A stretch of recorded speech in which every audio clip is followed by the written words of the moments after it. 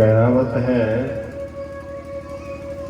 बहुत गई थोड़ी बची, थोड़ी भी अब जाए। बहुत समय चला गया है।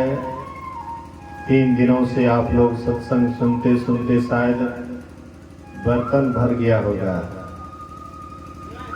इसीलिए बर्तन को खाली कर लीजिए। बोलिए श्री सद्गुरु महाराज की जय।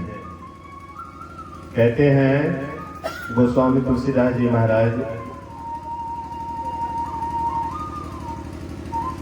गोस्वामी जी कहते हैं, जिनके श्रवण समुद्र समाना, कथा तुम्हारी सुभग सरिनाना, भर ही निरंतर हो ही न पूरे, तिनके हृदय बसहु रघुरुवे। वाल्मीकि जी कहते हैं, हे राम, तुम उनके हृदय में विराजमान हो जाओ, उनके हृदय में बसो, जिनका हृदय समुद्र के समान है। कथा रूपी नदियां, हाँ, उनके हृदय में बसो, जिनका कान समुद्र के समान है। कितना हो कथा रूपी नदियां उनके कान को भरना चाहते हैं, लेकिन उनका कान कभी भरता नहीं है। तो हम आप अगर सत्संग सुनते सुनते अगर उब जाते हैं तो सत्संग का सही आनंद नहीं लिए। जिनको सत्संग का सही आनंद मिल जाएगा वह कभी भी सत्संग सुनने से अघाएगा नहीं। अच्छा बोलिए, तो धन से किसी का मन अघाता है? 10 टकिया होता है तो मन में क्या होता है? 10 टकिए रह जाए, 20 टकिया नहीं हो। अब 20 टकिया होता है तो 50 टकिया, 50 होता है तो 100 होता है 1000, 1000 होता है लाख। मतलब जैसे धन की कामना, धन की इच्छा कभी पूरा नहीं होता है, वैसे ही सत्संग सुनने से भी आपके मन में मन पूरा नहीं होना चाहिए। मन में हो कि और सुने और सुने, मतलब इच्छा आपका दिन प्रतिदिन बढ़ते जाए, समझिए आप सही में सत्संगी हैं। और जो सत्संग सुन करके जिसका मन उब जाता है तो समझ जाइए सत्संग का सही आनंद नहीं मिला है। इसलिए महर्षि शाही स्वामी जी महाराज कहते हैं, उबिए नहीं, उबिए मत, उबिए मत, ग्रहण कीजिए, जहां तक हो सके संग्रह कीजिए, ग्रहण कीजिए, लेकिन उबिए नहीं। इसलिए जो कुछ भी सुने हैं, सुनना है और सब कुछ को भूल जाना है। आश्चर्य की बात है, सुनाते इतना मेहनत करते हैं, आप लोग भी कितना मेहनत से सुनते हैं, और फिर कहते हैं कि सुनिए और सब कुछ भूल जाइए। ये भी कोई बात है? तो गुरु महाराज जी क्या कहते हैं, सकल भूले एके रहे, गुरु तो पद स्निग्ध। सुनते हैं भूलने के लिए ही, याद रखिए, जितना भी ज्ञान ध्यान की बात करते हैं, सुनते हैं सब कुछ भूलने के लिए। सब कुछ नहीं भूलते, इसलिए सत्संग सुनते हैं। सत्संग सुनने का मतलब है सब कुछ भूल जाना, कुछ भी ख्याल नहीं रहे। घर परिवार, जमीन जायदाद, मकान दुकान, यहाँ तक कि आपका शरीर है ना, इस शरीर को भी भूल जाइए, तब आप लक्ष्य की ओर जाइएगा, ईश्वर की ओर जाइएगा। और जितना संसार का जो है बात व्यवस्था है, इसमें घर करके रखिएगा तो आप कभी भी अध्यात्म में आगे नहीं बढ़ पाइएगा। भौतिक विज्ञान में बाहरी स्मरण शक्ति जिसको जितना होता है, लोग कहते हैं ये बहुत बढ़िया टैलेंट है। और अध्यात्म में जो जितना भूलने के लिए जानता है, भूलने का मतलब बेवकूफ नहीं होना चाहिए। भूलने का मतलब है कि संसार का जितनी भी बात व्यवस्था है सबको भूल जाना है, तभी परमात्मा याद रहेगा। कबीर यह मन एक है, अब भावे तहां लगाए, भावे गुरु की भक्ति कर, अब भावे विषय कमाए। म्यान एक है और तलवार दो रखिएगा, अटेगा। म्यान एक है और तलवार उसमें दो घुसाइएगा, कैसे हटेगा? म्यान एक है तो तलवार भी एक होना चाहिए। तो वैसे ही अगर आप संसार को बसाइएगा तो परमात्मा आपके हृदय में नहीं रहेगा, और परमात्मा जहां रहेगा वहां संसार नहीं रहता है। जहां राम तहां काम नहीं, जहां काम नहीं राम, और दोनों कबहू ना मिले रवि रजनी एक ठाम। दिन और रात कहिएगा एक साथ मिल जाए, अंधकार प्रकाश कहिएगा एक साथ मिल जाए, सत असत सोचिएगा एक साथ मिल जाए, मृत्यु और अमरता सोचिएगा एक साथ मिल जाए, ये कभी एक साथ मिलने वाला नहीं। जहां प्रकाश होगा वहां अंधकार नहीं रहेगा, जहां पर परमात्मा होगा वहां पर मृत्यु नहीं रहेगी, जहां पर परमात्मा रहेंगे वहां पर संसार नहीं रहेगा, जहां पर अमरता रहेंगे वहां पर मृत्यु नहीं रहेगी, कोई एक ही चीज रहेगा। इसलिए अपने हृदय को ज्ञान के प्रकाश से प्रकाशित करना चाहते हैं तो सब कुछ को भूलना पड़ेगा। तो जितना भी सुने हैं सब कुछ को भूल जाइए। आइए एक बार गुरु महाराज जी का खूब बढ़िया से नाम लीजिए हृदय खोल करके, बोलिए श्री सद्गुरु महाराज की। जोर से हेलो, थोड़ा दम लगा करके। एक बीट का 3 नट होता है ना, एक बीट का 3 नट, और उससे आवाज निकलता है तो 2-3 किलोमीटर तक चला जाता है। हम लोग कितना बीते कहेंगे? 7 बीट। ये आधो किलोमीटर आवाज में बोलिए तो कितना खाते हैं, कितना थरिया का थरिया खाते हैं आवाज में। यही आवाज थोड़ा सा अगर इसी से झगड़ा हो जाए तब देखिए कितना टेम्परेचर आ जाता है। अब तो कितना दूर आपका आवाज चला जाएगा, टेम्परेचर कितना बढ़ जाता है। और गुरु महाराज जी के जयकार में लगता है एकदम लगाइए। ये आवाज आपका कहीं मतलब जो है और जगह नहीं जा रहा है। जो ईश्वर के जयकार में, गुरु के जयकार में कंजूसी करता है या नहीं करता है, तो समझते हैं अगला जन्म उसका क्या होता है? बिना जीभ वाला तर तर, सावन भादो में मेढक, बिना जीभ का। जीभ ये आपका ले लेंगे, परमात्मा का नाम ले लेते हैं, ईश्वर का नाम लेते हैं, गाली गलौज करते हैं, दूसरे को दुख देते हैं, तकलीफ देते हैं। मुंह से जब भी निकलता लगता है कि जहर निकल रहा है। जिस मुंह से अमृत निकलना चाहिए और मुंह से जहर निकलता है। कभी ईश्वर का नाम नहीं लेते हैं, गुरु का नाम नहीं लेते हैं, तो ये मुंह काहे के लिए दिया, ये जीभ काहे के लिए दिया है? तो तब परमात्मा समझेंगे कि इनको इतना बढ़िया जीभ दिए लेकिन ये मेरा नाम नहीं लिया, तो चलो इसको प्रमोशन नहीं विमोशन कर देते हैं। प्रमोशन नहीं विमोशन, नीचे चले जाएंगे, सावन भोजन में टट्टर करते रहेंगे। इसीलिए ऐसा आपके जीवन में नहीं आए कि कहीं हमारा प्रमोशन नहीं होकर के विमोशन हो जाए। 84 लाख योनि पार करने के लिए मनुष्य शरीर में आए हैं और कहीं 84 लाख में फिर ना चले जाए। इसीलिए हर हमेशा जयकार में भाग लेना चाहिए। जयकार से आपके जीवन का हाहाकार दूर होता है। बोलिए प्रेम से श्री सद्गुरु महाराज। आज एगो बिना वंदना का एगो और कहानी सुना देते हैं, बिना वंदने का एगो कहानी सुना देते हैं। जयकार करने में आगे रहने से फायदा मैं आप लोगों को बतलाता हूं। जयकार करने से कितना लाभ होता है इसका मैं थोड़ा सा उदाहरण दे रहा हूं। इति मतलब इतिहास, मतलब कहानी, इतिहास बीती हुई बात बतला रहा हूं, कोई बनावटी बात नहीं। जो बीती हुई बात है वही मैं बतला रहा हूं। गोड्डा तरफ की एक माता जी थी, बहुत वृद्धावस्था में दीक्षा ली थी, बहुत वृद्धावस्था में दीक्षा ली थी। सत्संग में लेकिन बढ़ चढ़ करके भाग लेती थी। सोचती थी कि हमारा समय तो सब चला ही गया है, अब मैं कब चली जाऊंगी, ठिकाना नहीं।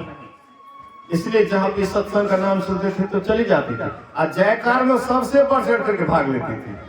जैसे जयकार होता था वह माई खूब जोर से श्री सद्गुरु महाराज की जय, खूब जोर से बहुत उत्साह के साथ जयकार करती थी। और जयकार करते करते धीरे धीरे उसको आदत पड़ गया, बराबर जयकार करती रहती थी, आदत पड़ गया। होता है क्या, 6 महीने के बाद उसकी मृत्यु हो जाती है। हाँ, मृत्यु हो जाती है। और मृत्यु होने के बाद लोग इधर के सब मतलब जो है इधर अर्थी वगैरह का तैयारी कर रहे हैं, जो भी होता है। हाँ, सब कुछ तैयारी कर रहे हैं, उसके शरीर को स्नान करवा करके, हाँ, कपड़ा उपड़ा पहना करके, नया कपड़ा पहना करके, अर्थी पर लेटा करके, वह माई का जो शरीर छूटा वह जाती है। हाँ, यमदूत ले गए यमराज के पास, और यमराज से कहते हैं कि ये बुढ़िया आई है, क्या किया जाए। तो लेखा जोखा के लिए वहां पर चित्रगुप्त होता है। कहते देखो इसके खाता में, बोले कि ये तो पाप ही पाप की है, पाप ही पाप की है। इसको नरक के कुंड में डाल दो, जहां पर खूब आग धधकते रहता है। हाँ, वही कुंड में डाल दो, ये बुढ़िया झरकते रहेगी। हाँ, झरक झरक करके वही में नाश हो जाएगी, झरकते रहेगी। हम लोगों का जो ये स्थूल शरीर है, ये शरीर तो छूट जाता है।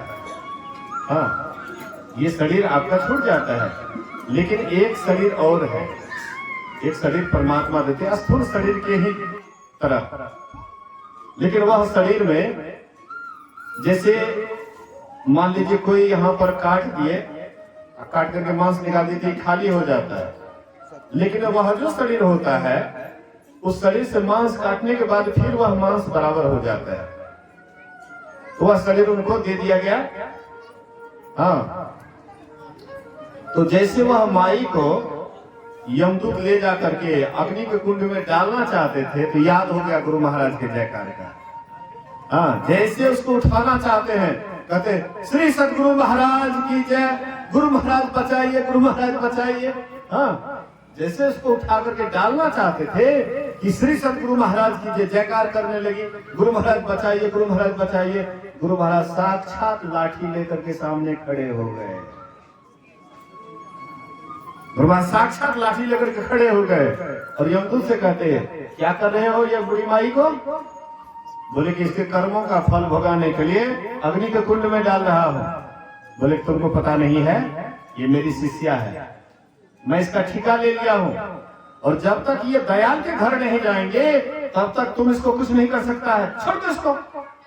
गुरु महाराज जाके तुरंत यमदूत छोड़ देते हैं। जैसे छोड़ते हैं बूढ़ी माई ऊपर से नीचे आती है, बोलिए श्री सद्गुरु महाराज की जय। जैसे नीचे आती है तो बूढ़ी माई को स्नान करा करके नया कपड़ा वगैरह पहना करके सब कुछ तैयार हो गया था।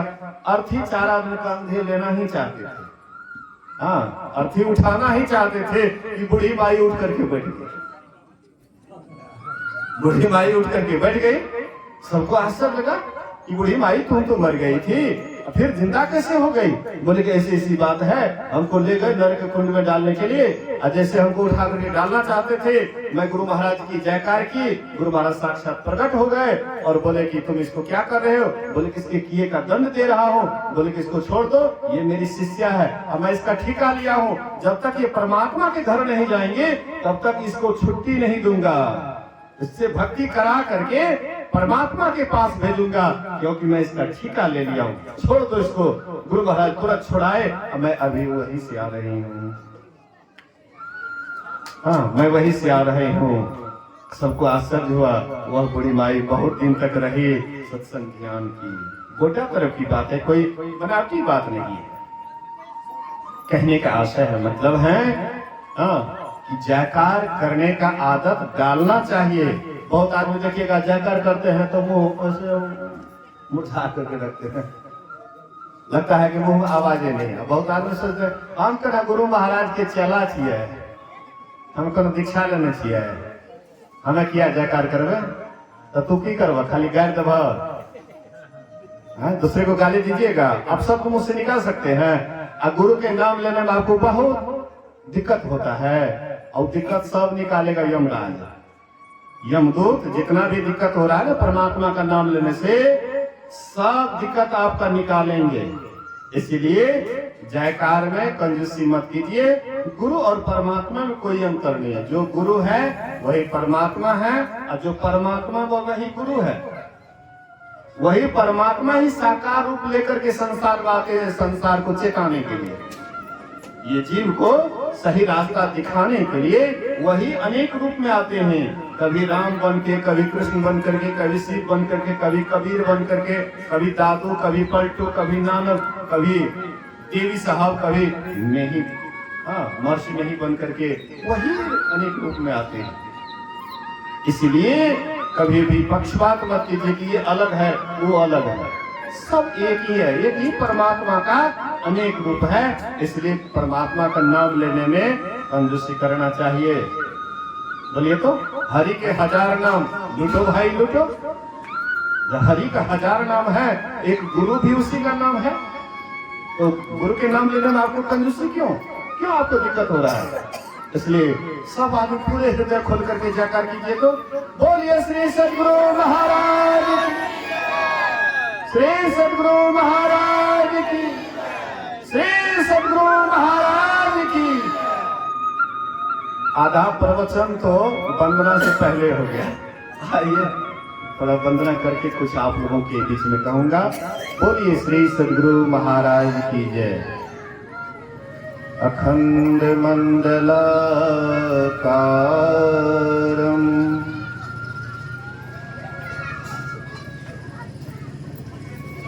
व्याप्तं येन चराचरम्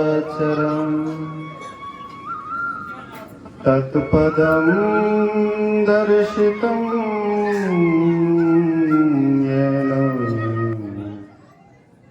तस्मै श्री गुरुवे नमः। धन्य धन्य सतगुरु सुखद महिमा कही न जाए। जो कुछ कहूँ तुम्हारी कृपा मोते कछु न बसाए। सर्वत्र सर्वदा वर्तमान सद्गुरु महाराज जी के पावन चरणों में कोटि कोटि नमन। उपस्थित गुरुजन, धर्म प्रेमी सत्संगी बंधुओं, पूजनिया माताओं एवं भक्तिमती बहनों, त्रिदिवसीय संतमत सत्संग का आज तीसरा दिन अपराह्नकालीन सत्संग अर्थात अंतिम समय के सत्संग में उपस्थित हैं। अभी हम लोगों ने सुना जीवन मुक्त ब्रह्म पर चरित्र सुनहि तजी ध्यान, जे हरि कथा न करही रति तिनके हिय पाषाण। जो जीते जी मुक्ति को प्राप्त कर लिया है, मोक्ष को पा लिया है, ऐसे संत महापुरुष भी ध्यान को छोड़ करके, समाधि को छोड़ करके सत्संग से प्रेम करते हैं। और जो सत्संग से प्रेम नहीं करते हैं उनका हृदय कैसा है? कहते हैं पत्थर के समान। उनका हृदय पत्थर के समान है जो सत्संग से प्रेम नहीं करते।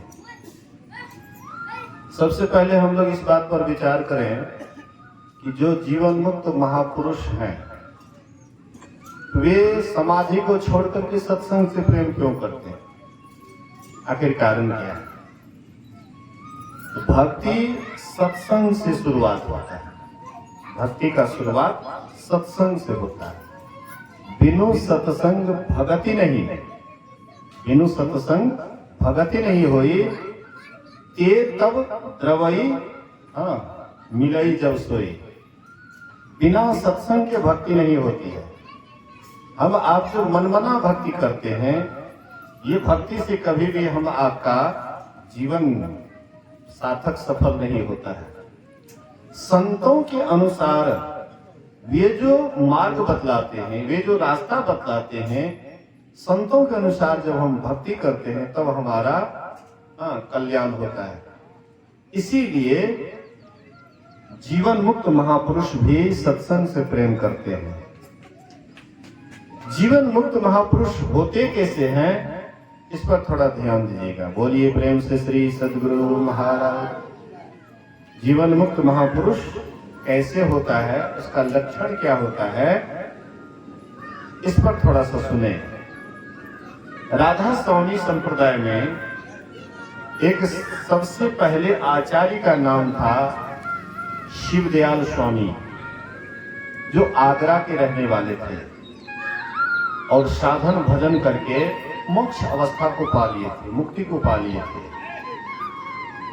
शिवदयाल स्वामी के शिष्य हुए शालिग्राम साहब, जो जनरल पोस्ट मास्टर थे, नौकरी भी करते थे और गुरु की सेवा भी करते थे। बाद में नौकरी छोड़ करके गुरु की सेवा में पूरे तल्लीन रहने लगे और होते होते ये भी साधना करके जैसे इनके गुरु जहां पहुंचे हुए थे ये भी साधना करके पहुंच गए, मतलब मोक्ष ये भी पा लिया। उनके गुरुदेव भी मोक्ष अवस्था को पाए हुए थे और इनके जो शिष्य हुए शालिग्राम साहब जनरल पोस्ट मास्टर, ये भी साधना करके मोक्ष को पा लिया। तो गुरु महाराज शिवदयाल स्वामी उनसे एक दिन निवेदन करते हैं, हुजूर मेरी प्रबल इच्छा है कि मैं इस संप्रदाय का नाम राधा स्वामी रखूं। राधा उनके पत्नी का नाम था, शिवदयाल स्वामी के पत्नी का नाम राधा, और शिवदयाल स्वामी को स्वामी स्वामी लोग कहते थे। इसलिए मैं अपने गुरु माता और गुरु के नाम पर इस संप्रदाय का नाम रखना चाहता हूं। इस पर शिवदयाल स्वामी बोले ये अनामी मत है, और नहीं नाम कहो तो संत मत है, नाम कहो तो संत मत, और नहीं तो ये अनामी मत है, कोई इसका नाम ही नहीं है। तो कहते हैं कि नहीं, मेरी प्रबल इच्छा है गुरुदेव, इसका नाम मैं रखना चाहता हूं। बहुत निवेदन करने पर बोले कि अच्छा कोई बात नहीं, लेकिन संत मत को भी हटाना नहीं, इसको भी रहने देना। तो राधा स्वामी संप्रदाय में जो भी किताब निकलता है राधा स्वामी लिखा रहता है, उसके बाद संत मत भी लिखा रहता है, हाँ दोनों चीज लिखा रहता है। तो जब इनके गुरुदेव शरीर छोड़ दिए तो गुरुगद्दी पर आसीन हुए शालिग्राम साहब। ये गृहस्थ, पहले गृहस्थ मूर्ति थे, गृहस्थी में रहते थे, बाद में गुरुदेव के साथ रहने लगे, उनकी सेवा सुरक्षा करने लगे। तो गुरुदेव शरीर छोड़ दिए, यही गुरुगद्दी पर आसीन हुए। इनके घर से खबर आता है कि महाराज आपका लड़का सख्त बीमार है। ये कहते हैं किसी अच्छे डॉक्टर से दिखाओ। फिर दूसरे दिन खबर आता है महाराज आपका लड़का बचने वाला नहीं है, अंतिम दम गिन रहा है। तो शालिग्राम साहब कहते हैं सिविल सर्जन के पास ले जाओ, सिविल सर्जन के पास ले जाओ। तीसरे दिन खबर आता महाराज आपका लड़का संसार में नहीं रहा, संसार से विदा हो गया। बोले कि ले जाकर के श्मशान घाट में जला दो। थोड़ा सा विचार कीजिए। अब आप सत्संग में बैठे हुए हैं, घर से खबर आ जाए आपका लड़का बीमार है, क्या यहाँ रह पाइएगा, सत्संग सुन पाइएगा? लेकिन एकदम आनंद में है वो, उसको कोई टेंशन नहीं, एकदम आराम से सत्संग कर रहे हैं, बहुत भक्त लोग के बीच में सत्संग कर रहे हैं। महाराज आपका लड़का सख्त बीमार है, किसी अच्छे डॉक्टर से दिखाओ। दूसरे दिन खबर आता महाराज लड़का आपका लंबा श्वास ले रहा, बचने वाला नहीं है, तो सिविल सर्जन के पास ले जाओ। तीसरे दिन खबर आता महाराज आपका लड़का संसार में नहीं रहा, श्मशान घाट में ले जाकर के जला दो।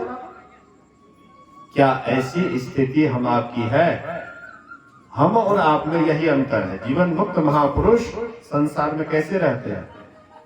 जैसे जल में कमल होता है, पानी के ऊपर में घी ऊपर से रख दीजिए, पानी के नीचे नहीं जाएगा, कंकड़ वहीं पर छोड़ दीजिए, सीधे नीचे चले जाएगा। तो संसारी जीव कंकड़ के समान होता है, पत्थर के समान होता है, जैसे ही पानी में रखिए गड़गड़ा करके नीचे चला जाता है। और जीवन मुक्त महापुरुष वह तेल के समान होता है या घी के समान होता है, पानी में छोड़ दीजिए ऊपर ही तैरते रहता है, नीचे नहीं जाता है। तो ऐसे संत महापुरुष भी सत्संग से कितना प्रेम करते हैं, ऐसे महापुरुष भी सत्संग से प्रेम करते हैं। मतलब संसार में क्या हुआ कोई मतलब नहीं, लेकिन वो सत्संग में आनंदित रहता है, मस्त रहता है। ऐसे होता है जीवन मुक्त महापुरुष। गोस्वामी जी कहते ऐसे महापुरुष भी सत्संग से प्रेम करते हैं, और जो सत्संग से प्रेम नहीं करते उनका हृदय कैसा है, पत्थर के समान है। पत्थर जिस तरह से कठोर होता है, उनका हृदय भी कठोर होता है, जो सत्संग से प्रेम नहीं करता है। इसलिए सत्संग से प्रेम करना चाहिए। भगवान श्री राम सभी प्रजाओं को बुलाएगा। हालांकि रामायण में लिखा हुआ है कि राम जी के राजत्व काल में उनकी प्रजा बहुत सुखी थी, बहुत सुखी थी। इसलिए लोग जो है अभी भी राम राज्य की कल्पना करते हैं कि राम राज्य आ जाए, सभी प्रजा सबके सब सुखी हो जाए। राम के राज्य में सभी प्रजा सुखी थी। मांगा ही बारिद ये ही जल, बारिश की मांग करते थे बारिश होती थी, धूप की मांग करते थे धूप होता था।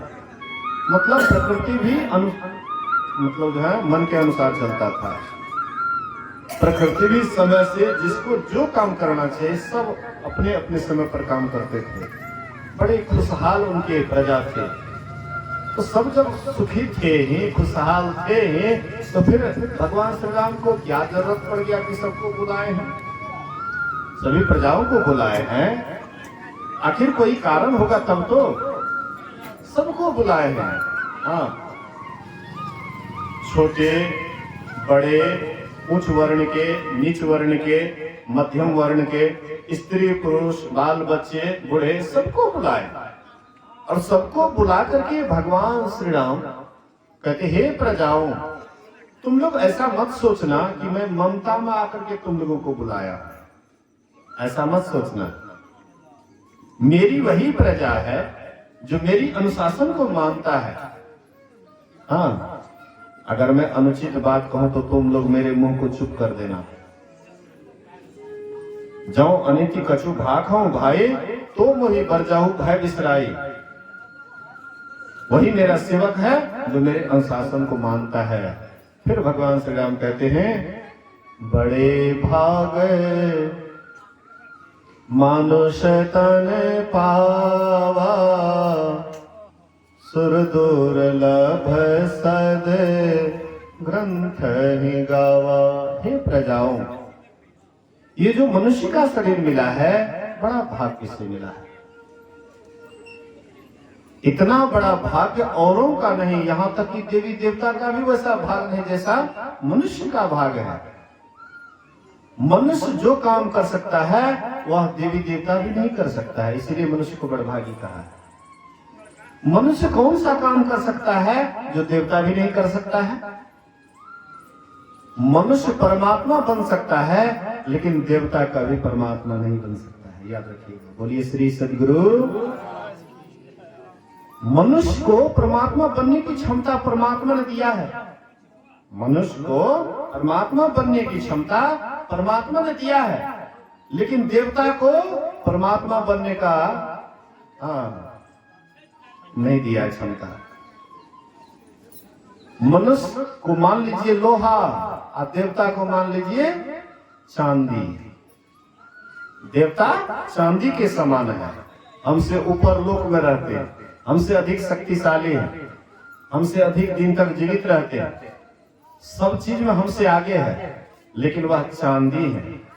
और हम आप में सोना बनने की क्षमता, उससे भी अधिक कीमती बनने का क्षमता है। लोहा में पारस पत्थर सटाया जाए तो लोहा सोना हो जाता है, लेकिन चांदी कभी सोना नहीं होता है। चांदी में भी पारस का स्पर्श कराया जाए, चांदी चांदी ही रह जाता है, उसमें कोई परिवर्तन नहीं होता है, लेकिन लोहा में छुआने से वह सोना हो जाता है, अधिक कीमती। चांदी से अधिक कीमती सोना का है ना। हम आप में वह क्षमता है, ईश्वर बनने की क्षमता है। इसलिए भगवान श्री राम कहते हैं, बड़े भागे मानो शैतान पावा, सुर दुर्लभ सदे ब्रह्म ही गावा। बड़े भाग्य से तुमको मनुष्य का शरीर मिला है। सुर दुर्लभ, देवता को भी दुर्लभ है ये मनुष्य शरीर। देवी देवता तरसते हैं, दिन रात प्रार्थना करते हैं कि हे प्रभु हमें भी मानव का शरीर दो, तुम्हारा भक्ति करके मैं तुम्हारे पास आ जाऊंगा। लेकिन परमात्मा उसको भक्ति मनुष्य शरीर नहीं देता है। संत तुलसी साहब ने कहा, नरतन दुर्लभ देव को सब कोई कहत पुकार। मनुष्य शरीर देवता को दुर्लभ है, ऐसा सभी पुकार पुकार करके कहते हैं। नर्तन दुर्लभ देव को सब कोई कहत पुकार, सब कोई कहत पुकार देव के ही नहीं पावे। देव देवता मनुष्य शरीर नहीं पाता। ऐसे मूर्ख जन जो स्वर्ग की आस लगावे, तुलसी साहब कहते हैं वह मूर्ख है। वह मनुष्य शरीर में आकर के अगर स्वर्ग की आशा करते हैं तो कहते हुए महामूर्ख है। स्वर्ग की आस लगावे, आप पुण्य छीन सोई देव स्वर्ग से नरक में आवे। पुण्य प्रताप से आप जाइएगा स्वर्ग, और स्वर्ग जाने के बाद जब पुण्य क्षय हो जाएगा तो फिर नरक में जाइए, और फिर 84 लाख योनियों में जाइए। यही पुण्य से अगर आप स्वर्ग नहीं जाते हैं तो यही पुण्य अगर साधना में लगा देते हैं तो आप परमात्मा बन जाते। बोलिए श्री सद्गुरु। यही पुण्य साधना में लगाने से आप साधना में वहां शिखर तक पहुंच जाते हैं जहां पर ईश्वर का दर्शन होता है। लेकिन यही पुण्य को अगर स्वर्ग भोग में, भोग विलास में अगर खर्चा करते हैं तो होते होते हम खाली हो जाते हैं। भोग विलास के बाद क्या होता है? बिल्कुल खाली। स्वर्ग में क्या होता है? भोग विलास ही तो होता है। नहीं जानते, मदिरा का वहां नदी बह रहा है, जाइए इंद्रासन में, मदिरा का नदी बह रहा है। सब देवता से एकदम मदिरा पी पी करके एकदम नृत्य करने वाले, एक पर एक नृत्यांगना एक पर एक एकदम नाच रही है। सब देवता सबको लुभा रही है, सब एकदम नाच गान में, सुरापान में एकदम मस्त है। देवता का स्वर्ग में क्या होता है? यही सुख विलास, भोग विलास। पुण्य लेकर के जाते हैं स्वर्ग, और स्वर्ग में भोग विलास के बाद पुण्य समाप्त हो जाता है तो नरक का भोग कौन भोगेंगे? सुख लिया है तो दुख कौन लेगा? है? आप सुख, स्वर्ग के सुख को लिया है तो नरक के दुख को कौन लेगा? गुरु महाराज जी से कहते थे, गुरु महाराज से कहते थे कि तुम न माता पिता की सेवा किया, न गुरु की सेवा किया, तुमको स्वर्ग क्या नरक में भी मीठा मीठा दुख नहीं मिलेगा। तो गुरु महाराज जी कहते थे, न हमको स्वर्ग चाहिए न हमको नरक चाहिए। पंडित लोग गुरु महाराज से कहते थे कि तुम्हारे ऊपर तो कितना ऋण बाकी है, मातृ ऋण, पितृ ऋण, देव ऋण, ऋषि ऋण, सब ऋण बाकी है, इसीलिए तुमको स्वर्ग क्या नरक में भी मीठा मीठा दुख नहीं मिलेगा। गुरु महाराज कहते थे हमको स्वर्ग चाहिए और न हमको नरक चाहिए। एक सत शास्त्री जी महाराज आए, बड़े अच्छे विद्वान पंडित थे, काशी वगैरह से बहुत पढ़े लिखे अच्छे विद्वान पंडित आए, सत शास्त्री जी महाराज। तो उनके पिताजी बबूजन लाल दास, गुरु महाराज जी के पिताजी बबूजन लाल दास, वह सत शास्त्री जी महाराज से पूछते हैं कि महाराज पंडित लोग मेरे बेटे के संबंध में कहते हैं कि इसके पास मातृ ऋण, पितृ ऋण, देव ऋण आदि ऋण सब बाकी है, इसलिए इसको स्वर्ग क्या नरक में भी मीठा मीठा दुख नहीं मिलेगा। वह सत शास्त्री जी महाराज कहते पंडित जी ठीक है कहते हैं। फिर कहते महाराज मेरा बेटा इसके उत्तर में कहता है कि नहीं हमको स्वर्ग चाहिए न हमको नरक चाहिए। शास्त्री जी महाराज कहते आपका भी लड़का ठीक है कहता है। तो गजब की बात करते हैं, गजब की बात करते हैं। किसी एक को ठीक कीजिए अब दोनों ठीक है कहते हैं कि कोई हुआ। कहते देखिए वह पंडित लोग जो शास्त्र को पढ़ता है, शास्त्र पढ़ करके जो शास्त्र में लिखा है वो ठीक है कहता है। और आपका लड़का वेदांत पढ़ा हुआ नहीं है लेकिन वेदांत की उक्ति को कहता है, इसलिए आपका लड़का भी ठीक है कहता है। सोचिए यही पुण्य आप जो यहाँ पर पुण्य कमा रहे हैं, अच्छा अच्छा कर्म कर रहे हैं, हाँ धर्म कर्म कर रहे हैं, अब मन में जब आशा लगा करके रखे कि हम स्वर्ग जाएंगे, स्वर्ग आपको मिल जाएगा। जहां आशा वहां पासा, जाकी आस लगी रहे जहवा, कहे कबीर सो पहुंचे तहवा। आपकी जहां की आशा रहेगी, स्वर्ग की आशा रहेगी, आप स्वर्ग चले जाइए, लेकिन स्वर्ग से उतरिएगा तो खाली खाली, बिल्कुल। हाँ कैसे नहीं कहते हैं, मूड कैसे हैं कमाने के लिए गए, मूड़ो गमैलो आ फिर न करब एहन करनी, सुन के सुन नफा करे गेलो आ मूड़ो गमैलो, नफा करे गेलो मूड़ो गमैलो आ फिर न करब एहन करनी, आ सुन के सुन। स्वर्ग गए, वहां जा करके सोचे कि वहां जाएंगे खूब भोग विलास करेंगे, वहां पर जा करके जितना भी कमा धमा करके गए थे सब खा पी करके बराबर करके बिल्कुल दरिद्र हो करके वहां से लौटे। नरक में अब नरक में दुख भोगिए, कष्ट भोगिए। अरे स्वर्ग में क्या सुख, नरक में क्या दुख। जिसको न सुख चाहिए न दुख चाहिए, जिसको न स्वर्ग चाहिए न नरक चाहिए, वही परमात्मा की तरफ जाता है। वही आदमी परमात्मा को पाता है जो न सुख की इच्छा करते हैं न दुख की कामना करते हैं। भगवान कृष्ण महाभारत की लड़ाई जब समाप्त हो गई तो भगवान कृष्ण सबसे विदा मांगने लगे कि चलो भाई अब देखते हैं कि सब सुखी हो गया है, राजपाट अब पांडवों को मिल गया है, युधिष्ठिर राजा बन गया है, अब हमको यहाँ से विदा ले लेना चाहिए।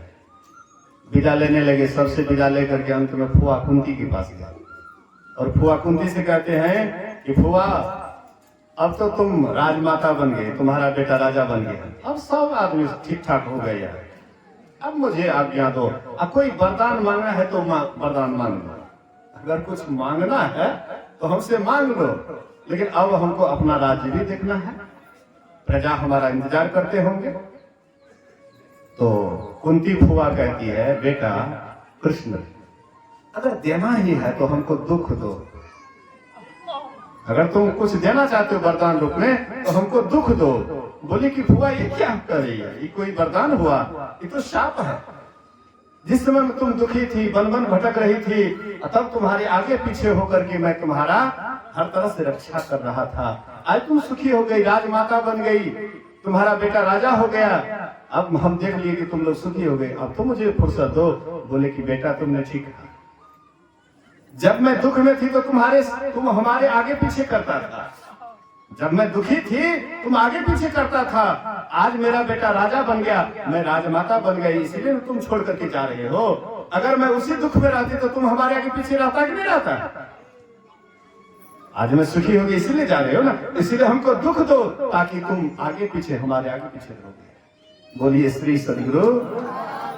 ऐसी भावना थी, कितना पवित्र भावना थी। हम आप सुख के लिए क्या क्या नहीं करते हैं।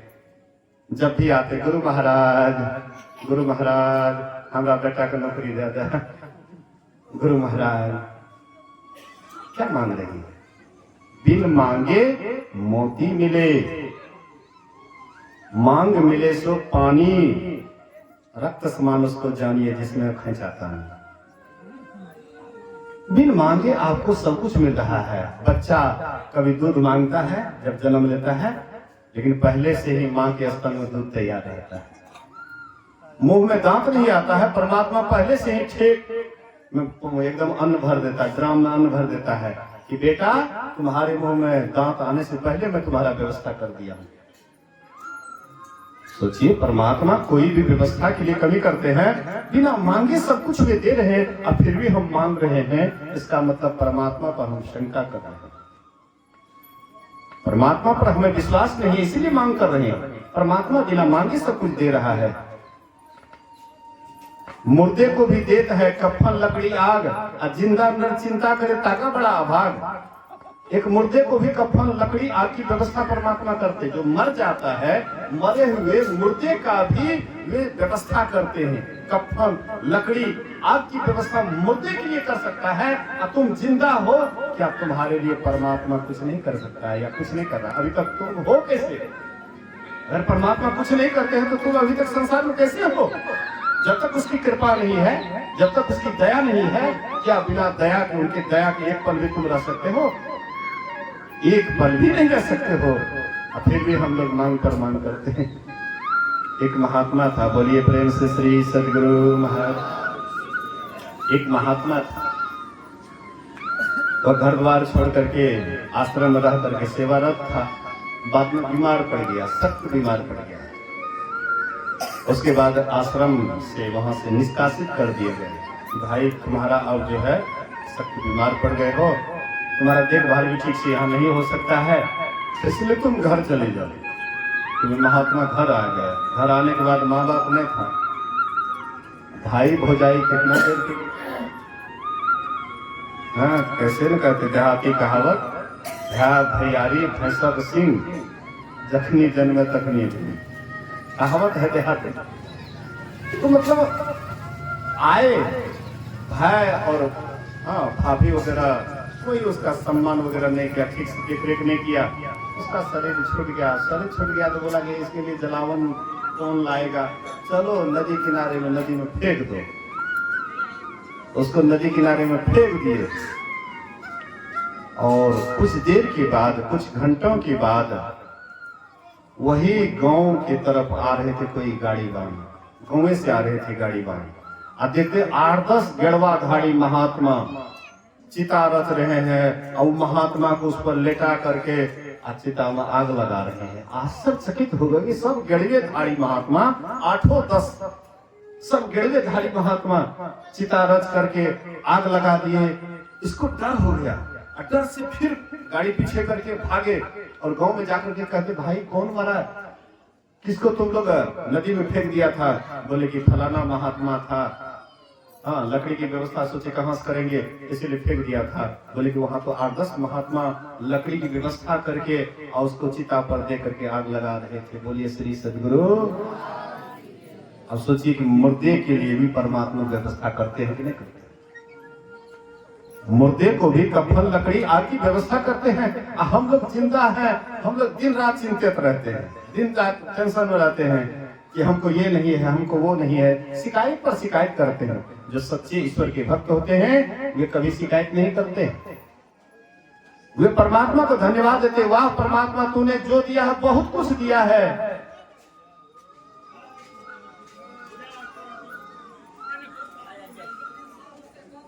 कैसे है वो भजन है, तूने दाता बहुत कुछ दिया है, तेरा शुक्रिया है, तेरा शुक्रिया है।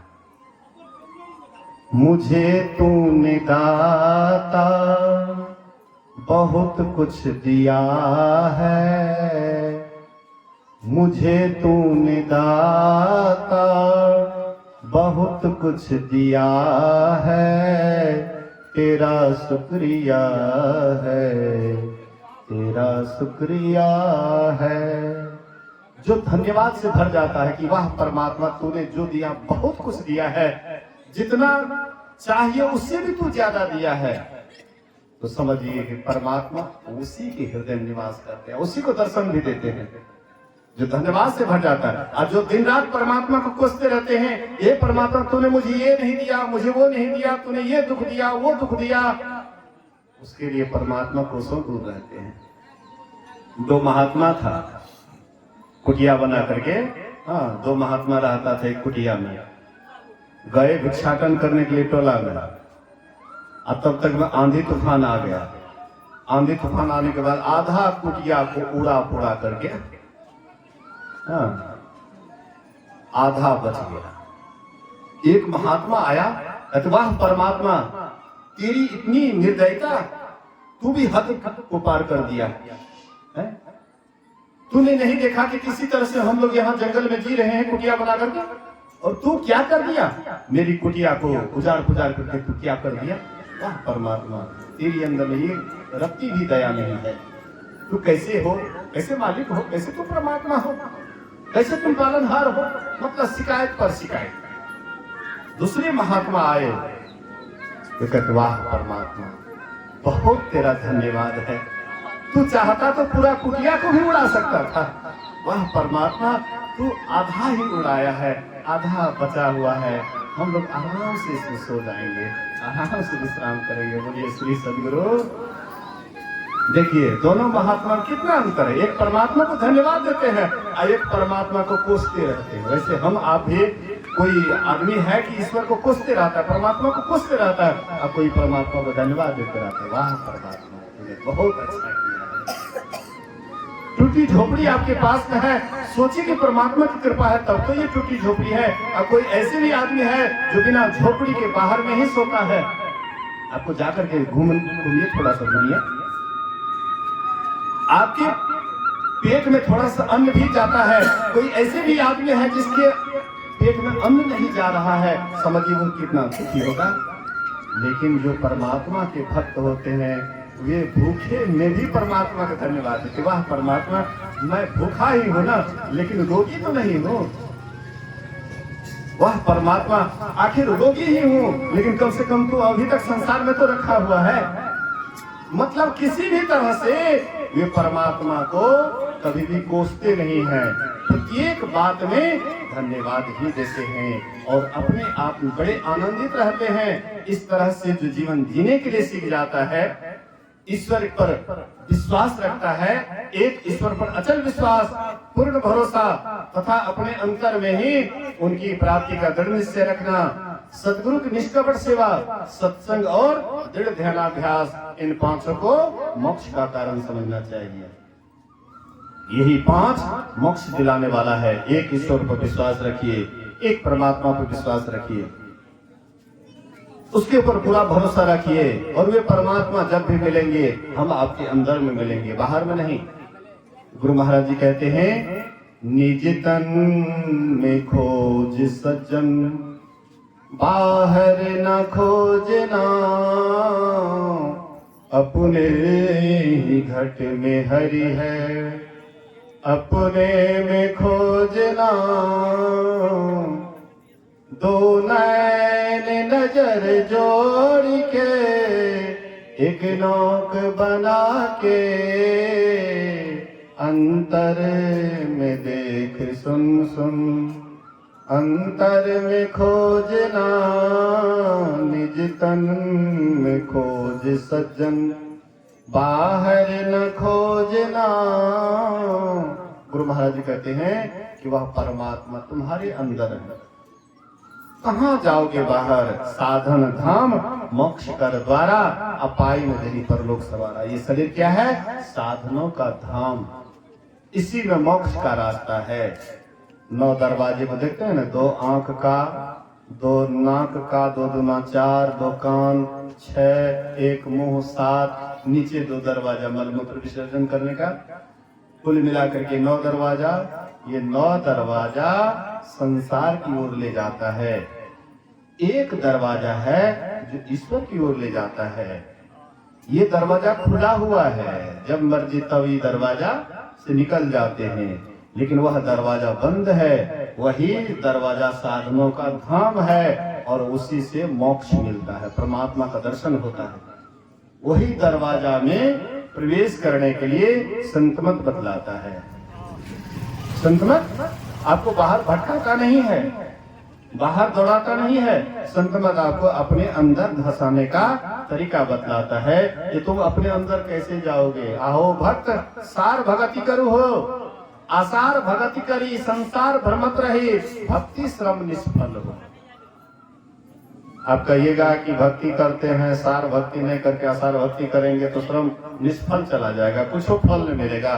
फल मिलेगा लेकिन वह फल नहीं मिलेगा जो मिलना चाहिए। आसार भक्ति बाहरी पूजा पाठ, बाहरी पूजा पाठ जो करिएगा तो उसका भी फल मिलेगा, लेकिन असली फल से वंचित रह जाइएगा।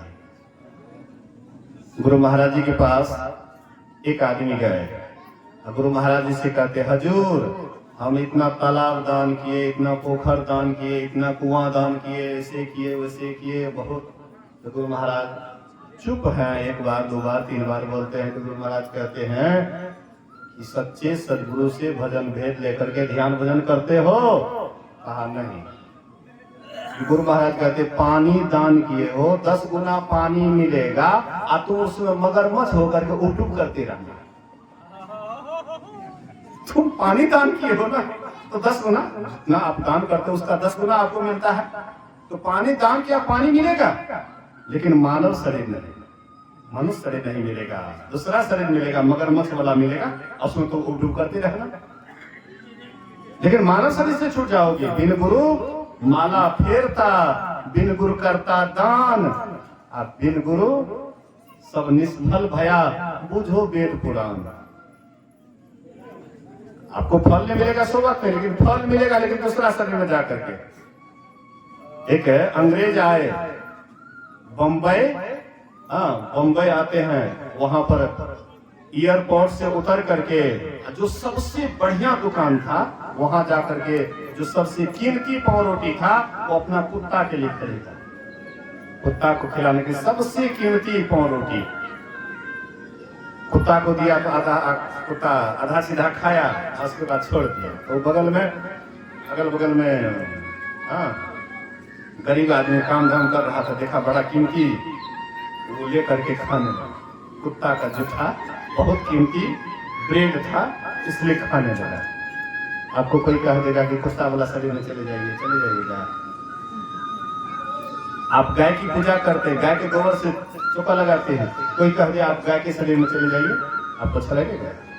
मतलब मानव से आप कभी भी जानवर में नहीं जाना चाहते। काम कीजिएगा जानवर वाला, तो परमात्मा क्या करेंगे? मजबूर होकर के आपको जानवर वाला शरीर देंगे, नहीं देंगे। कर्म आपका जानवर वाला है, तो आपको मनुष्य शरीर कैसे दे देंगे? इसलिए मनुष्य वही है जो साधन धाम मोक्ष कर द्वारा, जो साधनों के धाम को जान करके मोक्ष के दरवाजा की तरफ चलने का कोशिश करता है। जो कोशिश करेंगे एक न एक दिन उसको सफलता मिलेगी।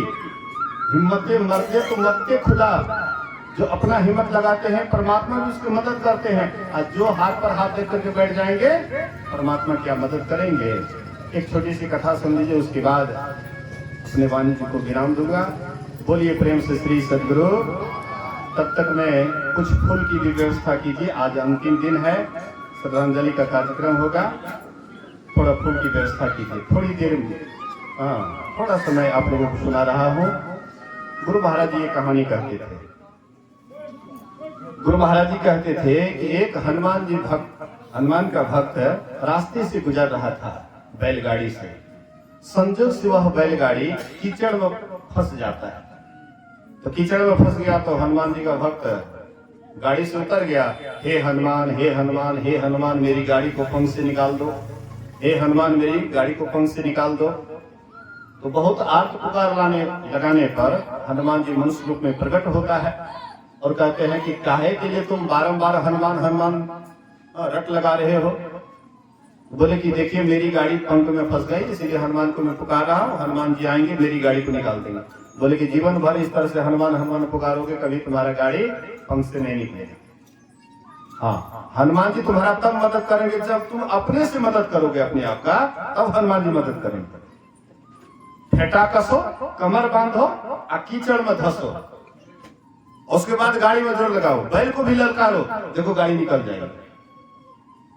हाँ, वैसे ही किया, कमर कस करके फेटा बांध करके कीचड़ में धसता है, जुआली भी मारता है, बैल को ललकारता भी है, अपना भी पूरा दम लगाता है, गाड़ी पंख से निकल जाती है। बोलिए प्रेम से श्री सदगुरु महाराज। जीवन भर हनुमान हनुमान करोगे, हनुमान कभी मदद नहीं करेगा, लेकिन अपना मदद अगर तुम खुद करोगे तो स्वयं हनुमान जी तुम्हारे अंदर में धस करके तुम्हारा मदद कर देंगे। हिम्मतें मर्दे तो मरते खुदा। हम आप भी 84 लाख योनिया रूपी कीचड़ में फंसे हुए हैं। असंत महात्मा कहते हैं कि तुम भी इससे निकलने के लिए कोशिश करो, हिम्मत लगाओ। अगर तुम अपना हिम्मत लगाओगे तो परमात्मा भी धक्का दे देंगे। गुरु महाराज के पास गए, कहते हजूर नदी को पार करना चाहते हैं। गुरु महाराज कहते फेटा बांधो, कमर कसो, हम धक्का दे देंगे तुमको, लेकिन फेटा बांधना तुमको पड़ेगा, कमर कसना तुमको पड़ेगा। हम यही करेंगे, तुमको धक्का दे देंगे, तुम उस पार चले जाओगे, लेकिन कमर कसना तुमको ही पड़ेगा, फेटा बांधना तुमको ही पड़ेगा, हिम्मत लगाना तुमको ही पड़ेगा, तभी परमात्मा दया करेंगे, ईश्वर दया करेंगे। नहीं तो केवल परमात्मा परमात्मा रटने से परमात्मा कभी भी आपको मददगार नहीं हो सकता। इसीलिए संत महापुरुष कहते हैं ये शरीर साधनों का धाम, मोक्ष का द्वार है। इस शरीर को साधना करके जो अंतिम फल है परमात्मा की प्राप्ति, मोक्ष अगर पा लेते हैं, इसी से मानव जीवन सार्थक और सफल होगा। इसी से हम आपको परम गति मिलेगी। आदि बहुत बातें हैं, लेकिन समय तो अपने रफ्तार में जा रहा है। 4:45 लगभग बज चुका है। थोड़ी देर के लिए सब आदमी, और खास करके जो करता है, अगर फुर्सत में है तो थोड़ी देर के लिए आइए। पहले मन से श्रद्धांजलि वह माता जी को दी जाएगी, उसके बाद तन से श्रद्धांजलि। मन से श्रद्धांजलि का मतलब है कि जो जहां है वहीं पर रह करके मौन होकर के परम प्रभु परमात्मा से प्रार्थना करेंगे, हे परमात्मा वह माई जहां भी हो वे सुखी हो रहे। और फिर अगर उसको कोई शरीर मिले तो मनुष्य का शरीर मिले, ताकि आपकी भक्ति करके आपके पास चले जाए। इसीलिए सब आदमी थोड़ी देर के लिए मौन धारण करेंगे, और साथ में जो करता है दोनों भाई ये भी आकर के अगर बैठते तो बड़ा अच्छा होता, और नहीं तो उधर क्या हो रहा है वो तो गुरु महाराज जी जाने। सब आदमी बैठिए, थोड़ी देर के लिए सब आदमी मौन हो जाइए और परम प्रभु परमात्मा से प्रार्थना कीजिए। बोलिए श्री सद्गुरु महाराज की जय।